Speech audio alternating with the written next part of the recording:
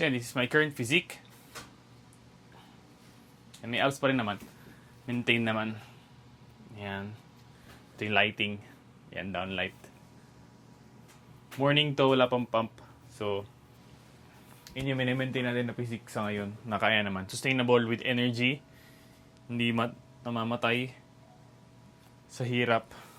So yun. Tapos nakakain pa ng fast food ng mga sweets. Sometimes. Pero nakakapag-carbs tayo guys ha. Decent.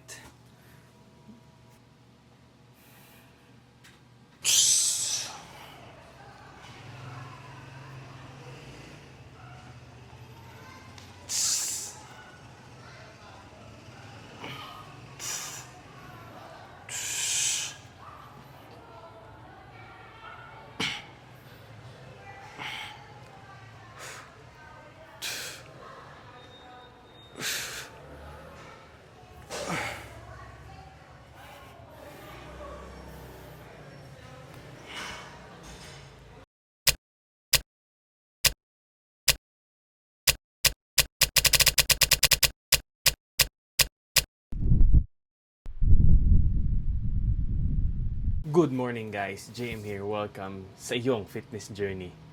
I'm gonna show you the normal day of having this physique.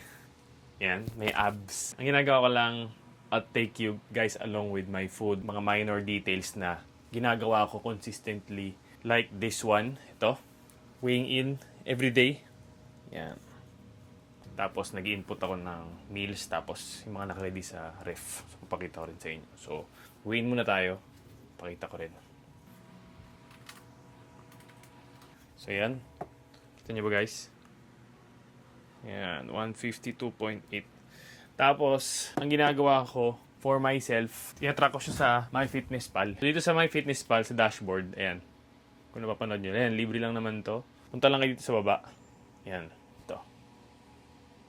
Yan. Input nyo lang.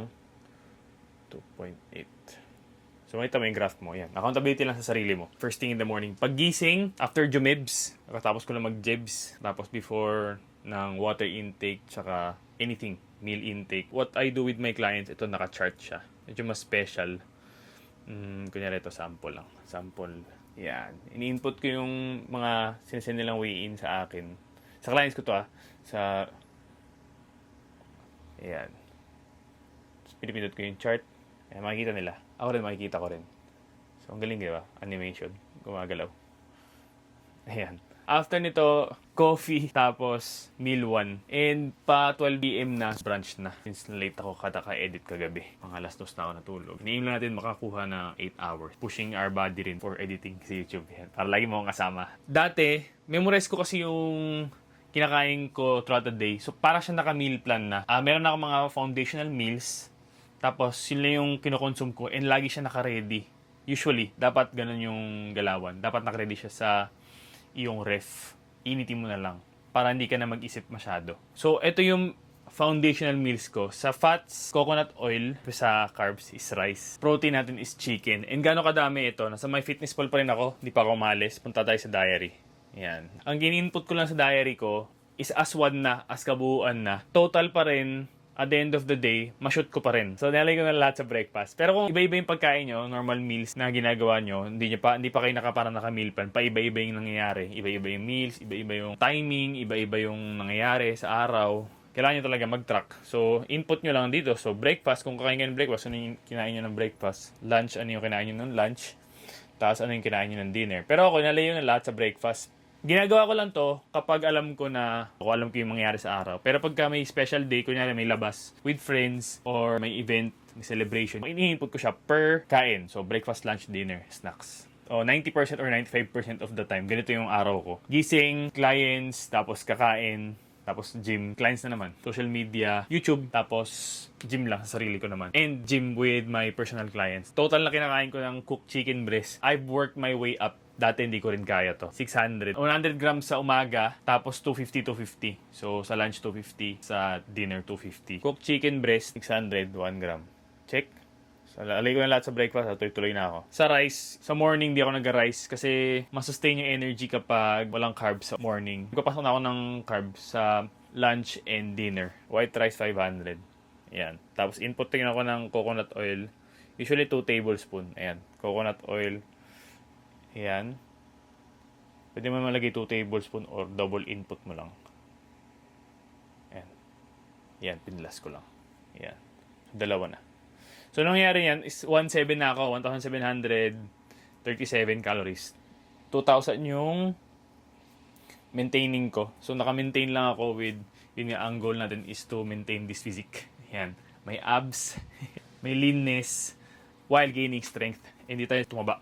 So, hindi naman tayo nagka-cut. Hindi natin kailangan mag-shred. Tsaka hindi naman sustainable yung sub 10% yung ginawa natin nung 5 months ago. Na-enjoy natin yung buhay. Fit tayo, malakas. Medyo lean naman. Pero, cardio pa rin pasok pa rin ng cardio para umikot pa rin yung carbs. After nito, at least alam ko na, na-secure na yung foundational meals ko. Pasok na lang ako ng strawberry kung ano yung nasa ref. Banana, oatmeal, goya, flexible pa rin naman kahit paano. Para kapag lumabas naman ako, di ba medyo ulit-ulit to, medyo strict. Pwede ako mag-KFC. Kasi yung meals ko, uniform, di ba? So, pag nag-isa akong madumi, or basura meals, hindi siya masyadong nakaka-affect sa body ko, sa itsura ko. Kinabukasan, medyo bloated, hindi masyadong maganda yung feeling. Kasi ganitong meals, alam ko na iaasahan. Masarap na yung feeling ko. Hindi ko pala tinype, guys, yung gulay since wala naman siya masyadong calories, mababa yung calories niya, tapos na cancel out pa ng fiber. Pipino, kamatis, sibuyas, yun lang. Paulit lang yun. As in, paulit lang yung araw ko, ganito lang yung foundation meals. Foundation meals kasi paulit lang siya. Hindi ko masyado iniisip. Paano tayo mahirapan? Kasi may minimaintain nga tayong physique. Ito yung business card ko Leanness ng physique. Masaya yung mid physique with abs. Yun lang yung masasabi ko. Hindi naman siya malaki. Hindi naman siya sobrang liit na payat. Pero nasa mid physique pa rin naman siya. Hindi naman siya yung mga top tier talaga na malalaking guys. So, ayan, natural lang na looking. Natural physique na lean. Yun lang yung minimaintain natin as a coach, online coach, tsaka personal coaching. I'll take you guys along sa ating meals. Let's get it. Pagkakain ka na, ang oras is sakto 12 na. So, kakain na tayo ng brunch na lang. So, ang gawin natin, kukumbine na natin yung medyo madami yun. Disadvantage kapag hindi ka kumain ng breakfast. Sa lunch, kailangan mong i-consume yung 350 grams ng manok. So, madami yan. Ito yung mahirap. Pero nasanay naman na tayo. Tagal na natin yung ginagawa. To keep our protein high. Kasi hindi tayo nag-protein shake. Meron tayo dito manok. Naka-ready na malamig. Yan. Manok. Tapos kanin, saing pa tayo. Initin lang natin lahat. Ang mangyari niyan, 350 grams ng manok. Tapos 1 tablespoon ng coconut oil and then 250 grams ng rice. Tapos kung meron ditong something sa ref, kung merong mga banana, strawberry, pala yung pipino guys yan, consume din natin. Before ko kalimutan pala, water guys. As much as possible, siguro more than 3 liters yung ginagawa ko. Tapos coffee, yan, Nescafe stick lang. 2 stick sa umpisa ng araw. And then, drink yung multivitamins, kalahating Enervon. Tapos, may ininom akong gamot for my hair para hindi siya mag-fall off kasi meron kaming genetics na kakalbo. So, yun, sinasabay ko na. Yun lang. Yun yung mga tintake ko. 2 supplements. Coffee. Rice is cooking. Narinig yung sizzle. Yan. Hininit ko lang yung chicken breast na may coconut oil with pinisaan na bawang. Napiprito pa siya ng onte. Don't forget guys, everything walang hulaan. Hindi ko pa rin nini-neglect yung food scale. Kapag wala naman ako sa bahay, hindi ka makakapag food scale. At least memorize mo na yung itsura nung 200 grams ng kanin, ng 100 grams ng manok, ganyan. So natatansya mo na rin siya.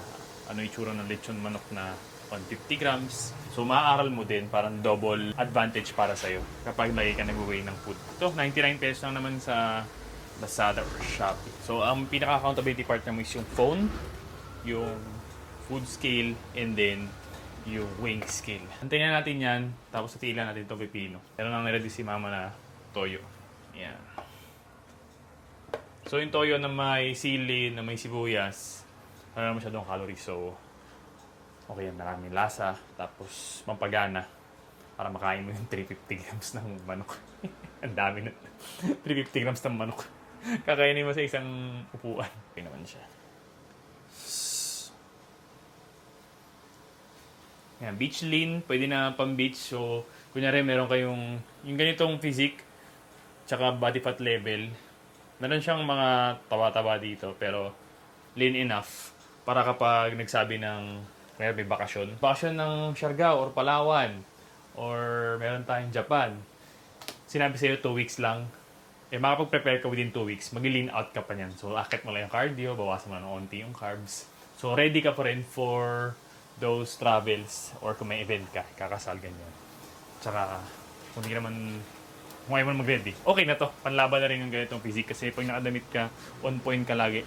Pag on point ka usually sa shirtless, usually on point ka sa nakadamit. Yan, naka-polo shirt, ganyan, naka-t-shirt. Pag naglakad ka na sa mall, mag-stand out ka. Kung gusto mo yung ganong shape, yes yun lang. Tsaka, based sa experience ko rin. Iba kasi yung advantage ng mas fit on a daily. Tapos na-sustain mo, hindi ka namamatay sa sobrang hirap. Normal naman na sa akin. Happy naman ako sa physique ko and then happy ako sa kinakain ko. Ako enjoy ko naman to. Pag lang isang upuan na madami dahil na-late ako, kasalanan ko rin naman. So, take responsibility rin.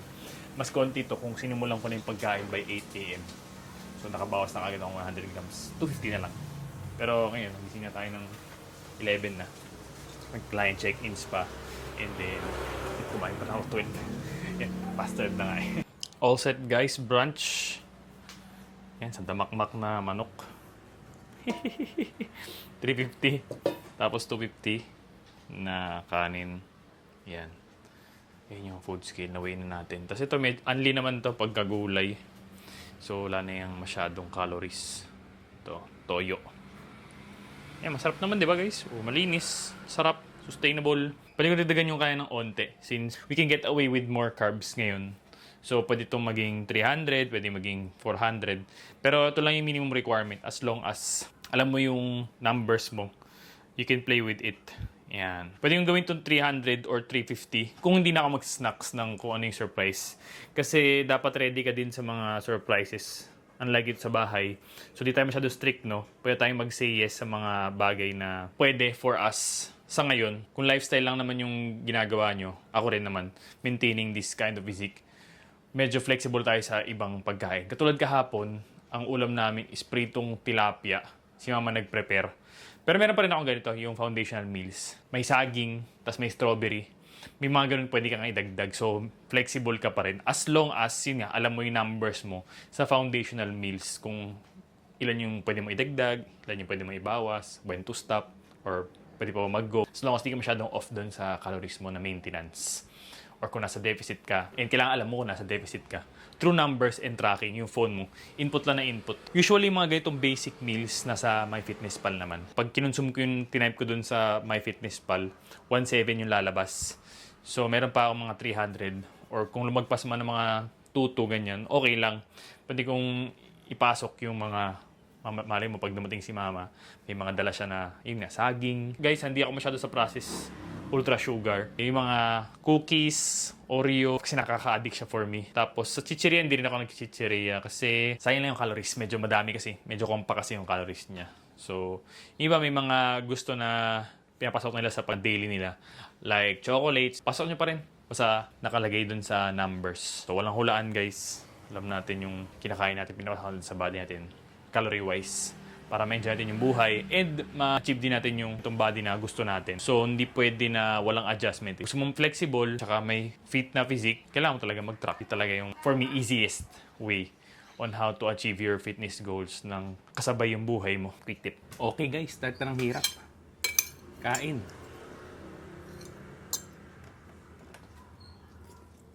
Masarap siya. Basta may fats yung kinakain mo, sarap siya malinamnam. Meron naman tayong coconut oil, 1 tablespoon. Naalala mo yung bata ka, nung estudyante kami, yung pagbibili ka ng isang siomay, isang damak na kanin. Naubos mo yung kanin sa isang siomay. Ito parang naisip ko lagi baligtad na. At sandamak-mak na manok sa peranggot na kanin. Kailangan mo nang ipasok. So, we're shooting for 200 grams na protein. Ganun yung tatamaan na 600 grams ng manok. Dami, di ba? Tapos ganito yung kanin mo, konti. Para makapag-carbs pa tayo sa tanghali. Para pwede pa tayo mag-snack ng carbs mamaya na. Ito yung strategy lang. Kanya-kanya naman ng trip. As long as swak sa numbers. After nito, pahinga, client, tapos edit ng video, workout. Let me know ko guys kung ano yung mga gusto nyo makita sa mga workouts natin.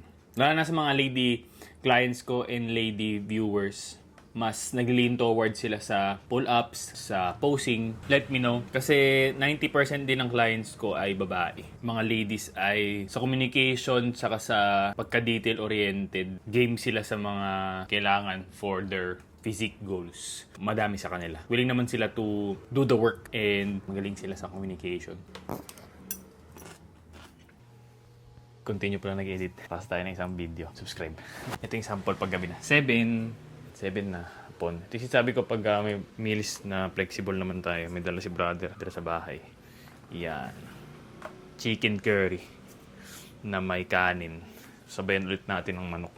Meron pa tayong 250 grams eh. Yan. For today. Diyan. Tapos kanin. Before tayo magpunta sa gym. Tapos na tayo mag-shoulder workout. Physique update lang tayo. Ito talaga yung physique natin. Pag may pump, ito yung tsura. Ayan.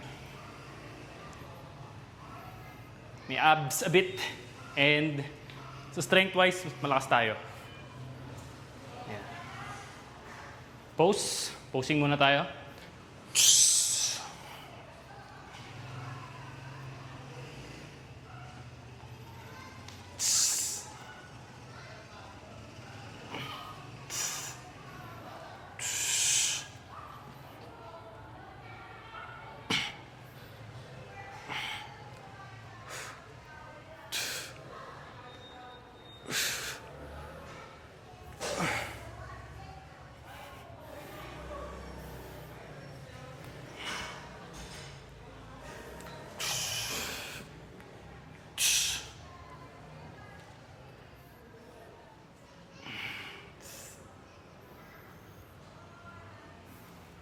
So sa ladies, ganito. Nandito lahat yung weight. Butt out.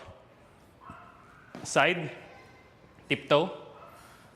Ito pala. Lagay dito. Singe. Mas relax dito. Ito sa kabila eh. So ito natin lagay. Ito yung weight. Tapos tiptoe. Ito yung kabila. Ito here.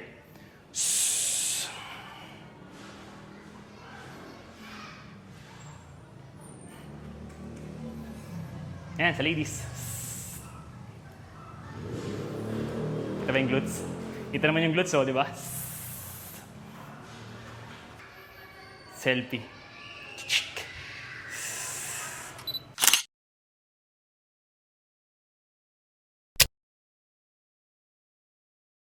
Sa main.